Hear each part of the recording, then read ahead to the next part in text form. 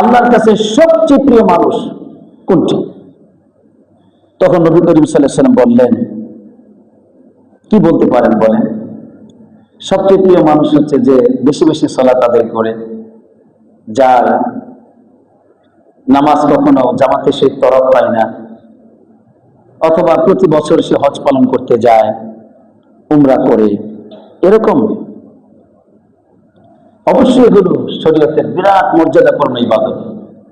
কিন্তু দেখেন নবী করিম সাল্লাল্লাহু আলাইহি ওয়াসাল্লাম ওই মুহূর্তে বললেন, আহাব্বুন নাসি ইলাল্লাহি আনফাউহুম লিন-নাস। আল্লাহর কাছে সবচেয়ে প্রিয় মানুষ ওই মানুষটি যে মানুষটি সবচেয়ে বেশি মানুষের উপকার করে। সুবহানাল্লাহ। এই উপকার বিভিন্ন ভাবে করতে পারে, বিভিন্ন ভাবে, এর কোনো সীমাবদ্ধতা নেই। তাহলে এখানে কি বোঝা গেল?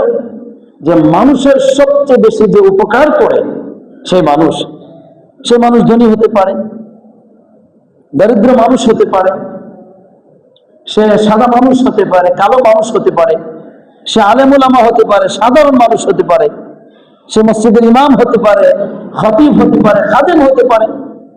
যে কোনো ব্যক্তি তার দ্বারা মানুষের কল্যাণ বেশি হয়, ওই মানুষটি আল্লাহর কাছে সবচেয়ে প্রিয় মানুষ। সুবহানাল্লাহ।